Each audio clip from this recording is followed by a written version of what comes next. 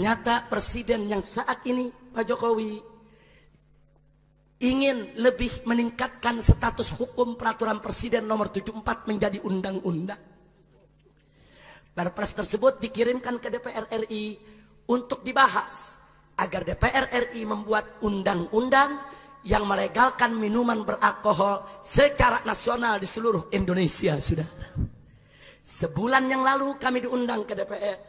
Lagi-lagi DPR minta pendapat kami dan membujuk kami untuk kami bisa merestuinya. Kami katakan tidak. Tidak, saudara. Negeri macam apa ini? Peraturan minuman keras sudah kami gugat secara prosedur, secara hukum, secara konstitusional. Kita sudah menang. Begitu kita menang, pemerintah bikin peraturan baru untuk melegalkan miras kembali. Kurang ajar.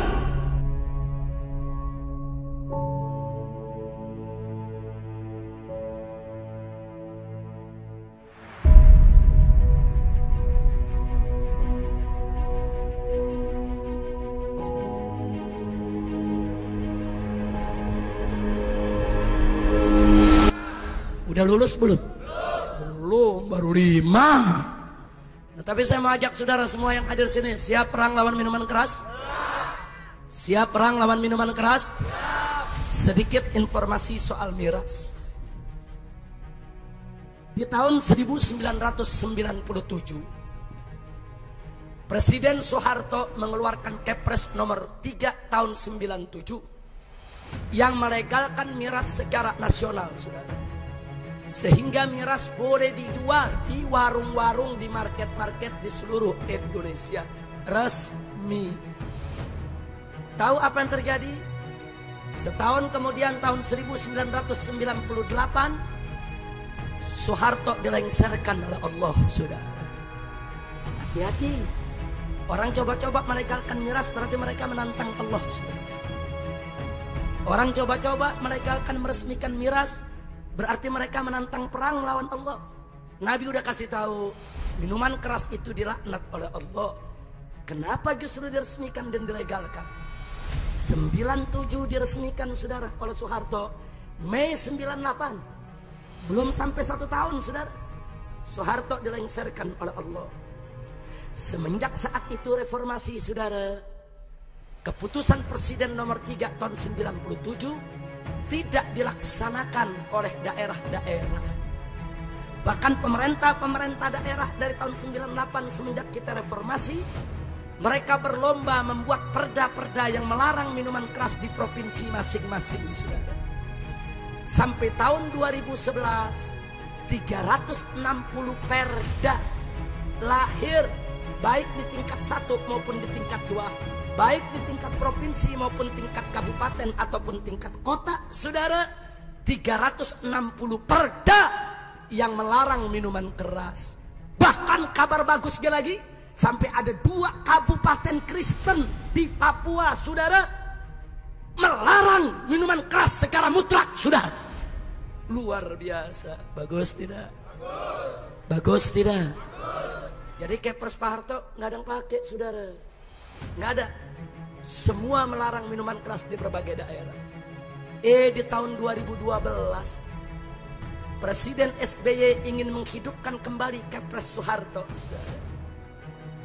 Presiden menegur Menteri Dalam Negeri, kenapa di daerah-daerah banyak perda-perda yang melarang minuman keras, padahal ada keputusan Presiden minuman keras nggak boleh dilarang.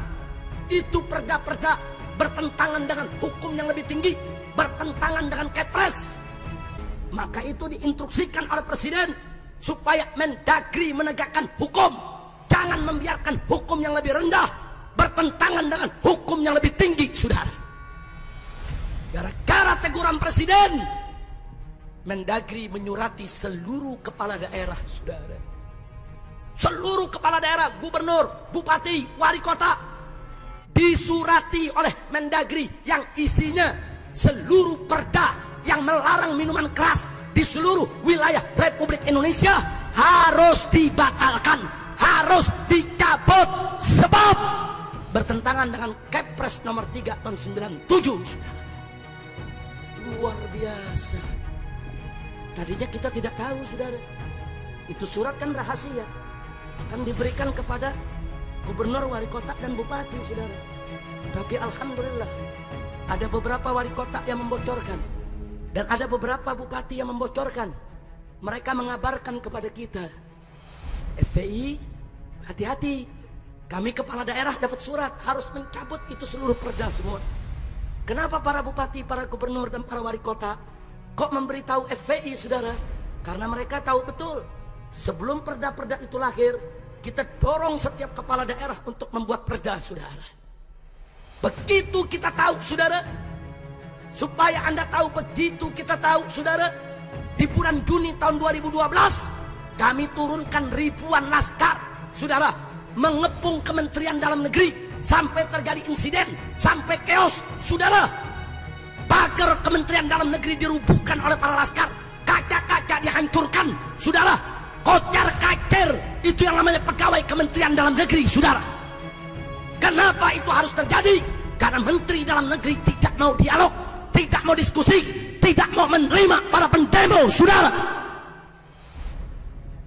Begitu kejadian itu, saudara, baru Mendagri mengundang kami untuk berdialog. Jadi di Indonesia kelihatannya ribut dulu baru dialog, sudah. Padahal kan kita kalau dialog dulu nggak perlu ribut, betul? Betul? Saya datang ke Kementerian Dalam Negeri, sudah. Saya bawa pengurus-pengurus FPI pusat, Kementerian Dalam Negeri, Pak Menteri membawa dirjen-dirjennya, dan disaksikan oleh putusan dari Mabes Polri maupun Polda Metro, saudara. Singkat cerita, saya tidak ingin bercerita soal perdebatan kami, tapi keputusan akhirnya Menteri Dalam Negeri, saudara, membebaskan kepala daerah. Boleh mau mencabut, boleh juga tidak, saudara. Nantinya ada ancaman, kalau tidak dicabut, kepala daerah bisa diberhentikan dari jabatannya, saudara. Nah, tapi ada hal yang menarik. Apa kata Pak Menteri Habib Rizik? Walau bagaimanapun juga, saya ini putra seorang ulama besar di Sumatera Barat. Waktu itu, saudara, Gumawang Fauzi sebagai Menteri Dalam Negerinya. Habib, saya sebagai seorang muslim, sebagai putra seorang kiai, tentu saya juga tidak setuju kalau minuman keras ini dilegalkan. Tapi baik, Habib, saat ini menterinya saya. Tapi kan besok menterinya belum tentu saya. Kalau besok menterinya bukan saya, bisa terjadi hal serupa. Dia akan buat lagi itu surat. Seluruh gubernur akan dipaksa, saudara, untuk membatalkan perda. Karena itu saya sarankan kepada Habib dan kepada FPI, gugat saja keputusan Presiden nomor 3 tahun 97 agar dibatalkan oleh pengadilan. Kita terima, saudara, tantangan tersebut. Saya bentuk tim, saudara. Kami dari DPP FPI, kami kumpulkan puluhan pengacara, puluhan ahli hukum, bentuk tim, dan kami ajukan judicial review, saudara, ke Mahkamah Agung. Kenapa bukan Mahkamah Konstitusi? Karena tingkatnya Kepres, saudara. Kalau yang kami gugat itu undang-undang, itu baru ke Mahkamah Konstitusi. Karena yang kami gugat adalah keputusan Presiden, itu diajukan ke Mahkamah Agung. Kita gugat, saudara. Kita buat legal opinion, kita buat pembelaan, yaitu terhadap keinginan umat yang ingin agar minuman keras itu dilarang, saudara. Dan kita sebutkan alasannya berdasarkan ajaran agama Islam, juga agama-agama lainnya. Tidak ada agama yang menghalalkan minuman keras, saudara. Enggak sampai di situ, kita sebutkan negatif, saudara, dampak-dampak yang ditimbulkan dengan minuman keras. Dan alhamdulillah, bulan Juni tahun 2013, Mahkamah Agung mengabulkan gugatan FPI dan menyatakan bahwa Kepres nomor 3 tahun 97 dibatalkan, saudara. Batal, hapus, saudara. Begitu dibatalkan, istana kalang kabut, kementerian kalang kabut, saudara. Kenapa? Karena kalau itu dibatalkan, saudara, berarti minuman keras di seluruh Indonesia ilegal, tidak punya izin. Loh, kok bisa? Sebab seluruh izin minuman keras itu bersandar kepada Kepres ini, saudara. Departemen Perdagangan mengizinkan minuman keras diperdagangkan berdasarkan Kepres nomor 3 tahun 97, saudara. Departemen Industri mengizinkan pendirian pabrik minuman keras berdasarkan Kepres nomor 3 tahun 97, saudara. Kepres nomor 3 tahun 97 dibatalkan. Kalau dibatalkan, berarti putusan Menteri Perdagangan, Menteri Industri, semua menteri yang bersandar kepada Kepres tersebut batal demi hukum, saudara. Jadi biar Anda tahu, kami diundang oleh pemerintah, saudara, dibujuk. Karena Presiden, saudara, ingin buat keputusan baru untuk melegalkan kembali minuman keras. Kami tolak. Kemudian Presiden melemparkan tanggung jawab kepada DPR. Kami diundang oleh DPR. DPR membujuk kami agar FPI sudahlah ikut dalam perumusannya. Kami tolak, saudara. Lalu apa yang terjadi? Karena tekanan, yaitu pengusaha konglomerat yang punya pabrik minuman keras, SBY menyerah, saudara. Sebelum dia lengser, saudara, di bulan Desember tahun 2013, SBY mengeluarkan Perpres nomor 74 tahun 2013. Perpres, peraturan presiden yang isinya sama perdes dengan Kepres nomor 3 tahun 97 yang sudah dibatalkan. Cuma bedanya di Kepres nomor 3 tahun 97, Homer disebut miras, minuman keras. Tapi di Perpres nomor 74 tahun 2013 namanya dirubah menjadi minol, minuman beralkohol. Isinya sama, saudara. Kami tolak. Lalu apa yang terjadi setelah itu, saudara? 3 bulan yang lalu, saudara, ternyata Presiden yang saat ini, Pak Jokowi, ingin lebih meningkatkan status hukum peraturan Presiden nomor 74 menjadi undang-undang.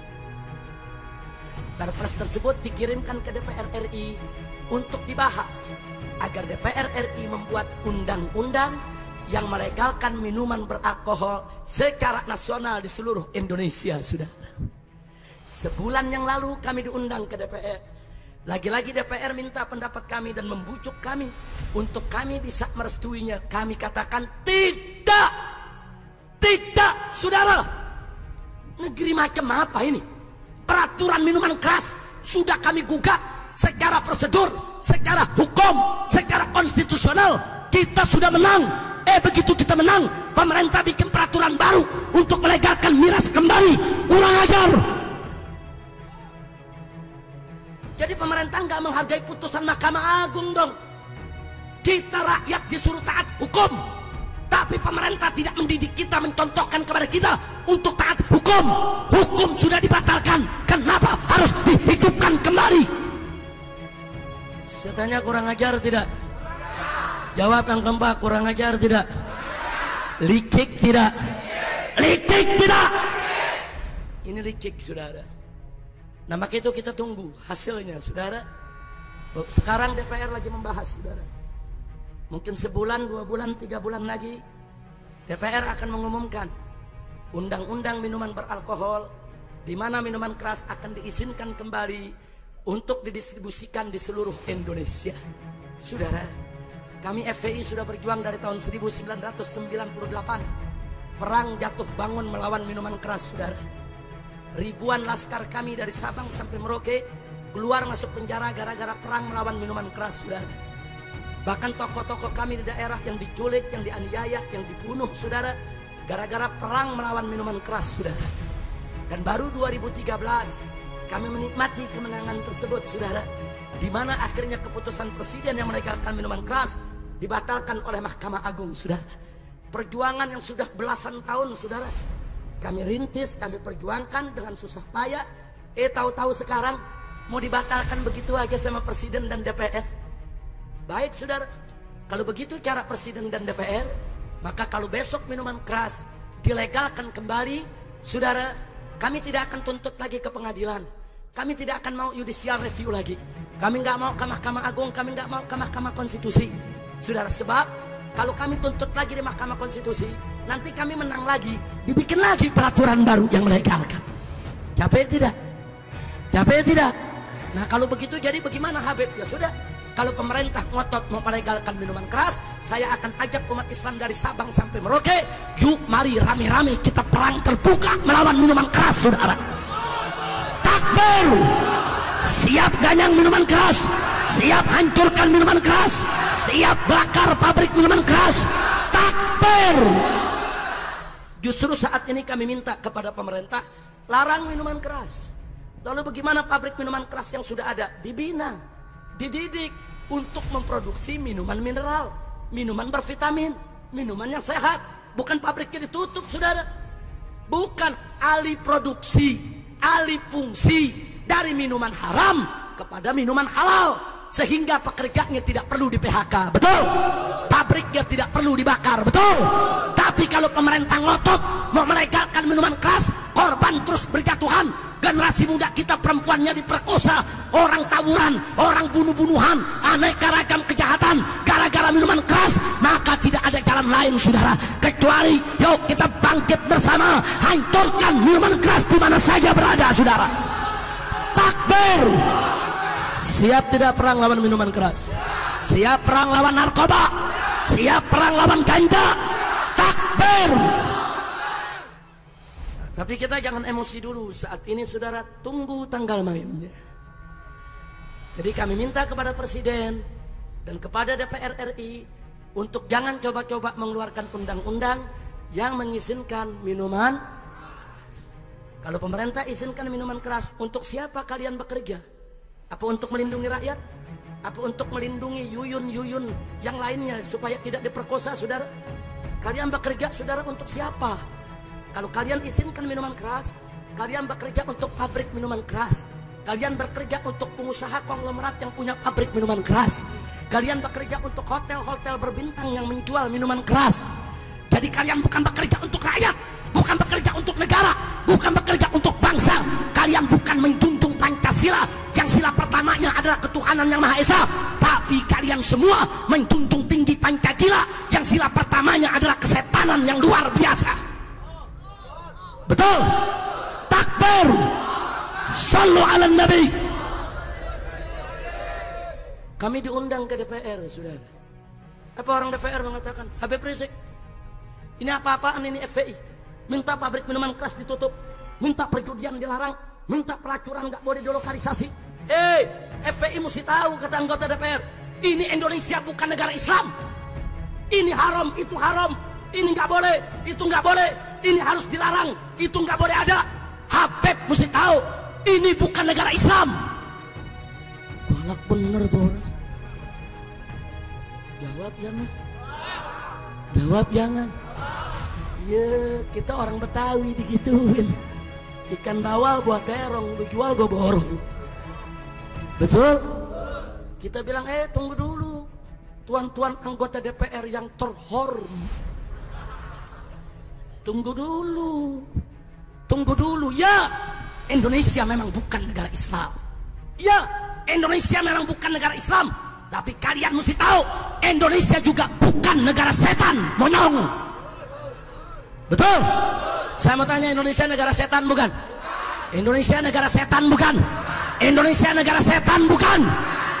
Indonesia adalah negara berdasarkan ketuhanan yang Maha Esa. Baca dalam Muqaddimah Undang-Undang Dasar 1945 dan baca di pasal 29 ayat 1, saudara, bahwa negara Republik Indonesia berdasarkan ketuhanan yang Maha. Ayo semua, Indonesia berdasarkan ketuhanan yang Maha. Jadi Indonesia berdasarkan kesetanan atau ketuhanan? Kesetanan atau ketuhanan? Bagus tidak? Takbir. Ketuhanan yang Maha Esa. Saya mau tanya semua di sini, siapa itu Tuhan yang Maha Esa? Jawab yang kompak, siapa itu Tuhan yang Maha Esa? Siapa itu Tuhan yang Maha Esa? Kalau Indonesia berdasarkan ketuhanan yang Maha Esa, maka segala pemahaman yang bertentangan dengan nilai-nilai luhur ketuhanan yang Maha Esa harus dilarang di Republik ini, saudara. Seperti pemahaman ateis, pemahaman komunis, pemahaman marxis, pemahaman leninisme, pemahaman liberal, pemahaman-pemahaman yang bertentangan dengan nilai luhur ketuhanan yang Maha Esa harus dilarang di Republik ini. Betul? Betul? Begitu juga perbuatan apa saja yang bertentangan dengan nilai-nilai luhur ketuhanan yang Maha Esa wajib dilarang di negara Republik Indonesia, sudah. Saya mau tanya, Apakah pelacuran sesuai dengan nilai luhur ketuhanan yang Maha Esa? Perjudian, riba, aliran sesat, minuman keras. Karena itu semua itu wajib dilarang. Tidak boleh ada di negara yang berdasarkan ketuhanan yang Maha Esa. Betul? Betul? Saya sampaikan kepada anggota DPR, ini bukan negara setan. Ini negara berdasarkan ketuhanan.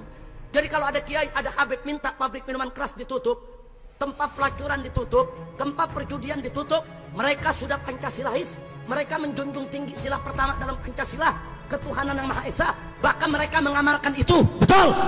Betul? Justru pejabat-pejabat yang mengizinkan minuman keras, yang melokalisasi pelacuran, yang membiarkan kemungkaran, berarti mereka memperkosa Pancasila, mereka injak-injak Pancasila, mereka yang menjadi pengkhianat Pancasila. Betul? Takbir. Dan kita sampaikan di depan DPR, sudah. Kalau Anda ngotot pabrik minuman keras mau diizinkan, kalau Anda ngotot tempat pelacuran mau dilokalisasi, saya usul. Kalau begitu, Pancasila sila pertama rubah saja. Jangan ketuhanan yang Maha Esa, tapi kesetanan yang luar biasa. Rubah saja. Jadikan Pancasila satu ketuhanan yang Maha Esa. Bagus tidak? Bagus tidak? Bagus tidak? Implementasinya maksiat nggak boleh ada, komunis nggak boleh ada. Begitu dong. Betul? Nah tapi ini Pancasila satu ketuhanan yang Maha Esa. Gablay di mana-mana. Ngawur tidak? Ngawur tidak? Masya Allah, kira-kira jelas tidak? Baru abis dibentak begitu anggota DPR ngangguk. Oh begitu. Oh begitu Habib ya. Oh iya, kalau Anda mengizinkan Anda pengkhianat Pancasila, Anda pemerkosa Pancasila. Betul? Kira-kira jelas tidak?